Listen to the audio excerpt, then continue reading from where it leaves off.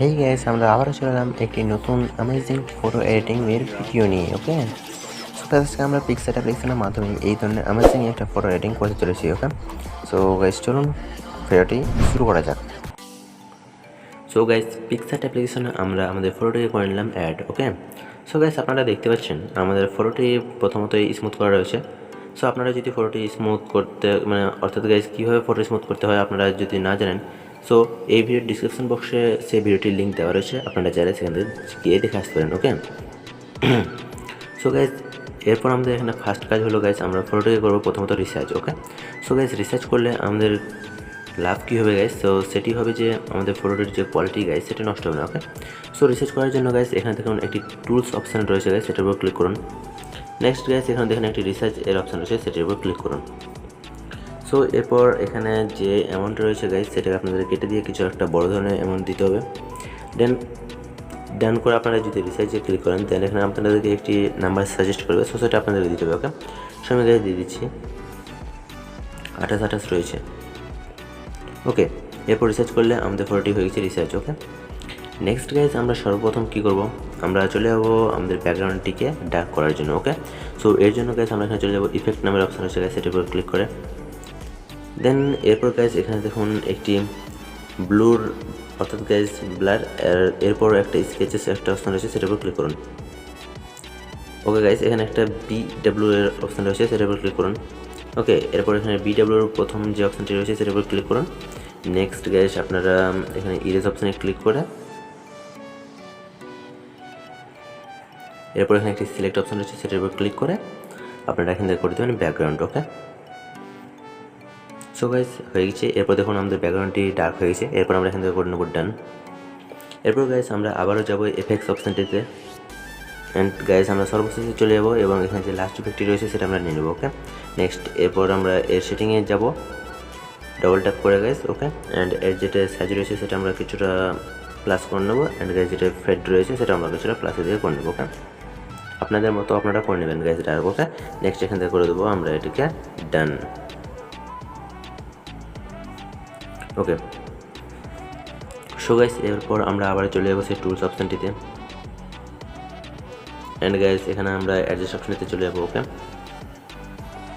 Next এরপর guys আমরা এর এখানে ব্রাইটনেস যেটা রয়েছে গাইজ সেটা আমরা কিছুটা এখানে মাইনাস করে নিচ্ছি, অ্যান্ড যেটা ক্ল্যারিটি রয়েছে সেটা আমরা কিছুটা প্লাস করে নেবো। ওকে, অ্যান্ড যেটা গাইজ সিচুয়েশন রয়েছে সেটা আমরা কিছু করবো না, অ্যান্ড এর যেটা হিউ রয়েছে গাইজ সেটা আমাদের করতে হবে।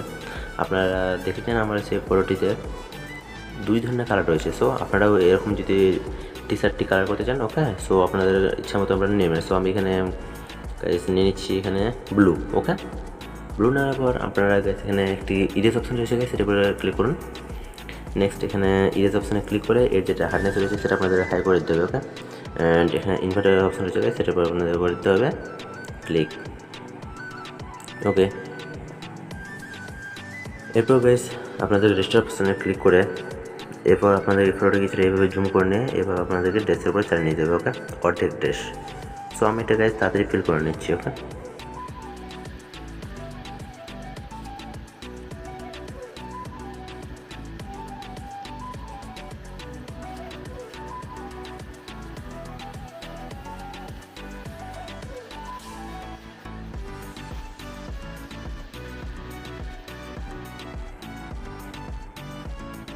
সবাই দেখেছেন আমাদের এখানে কালার হয়ে গেছে, আমাদের টি শার্টটি একটা অসাম লুক দিচ্ছে। ওকে, এরপর গাইস আমরা এখান থেকে করে দেবো এটাকে ডান।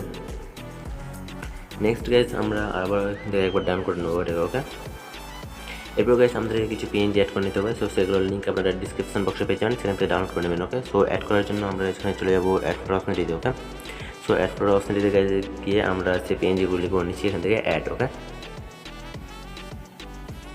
গাইস, এগুলো অ্যাড করার পর আমরা যেটা ফার্স্ট পিএনজি রয়েছে গাইস, ওকে, সো সেটা নিন।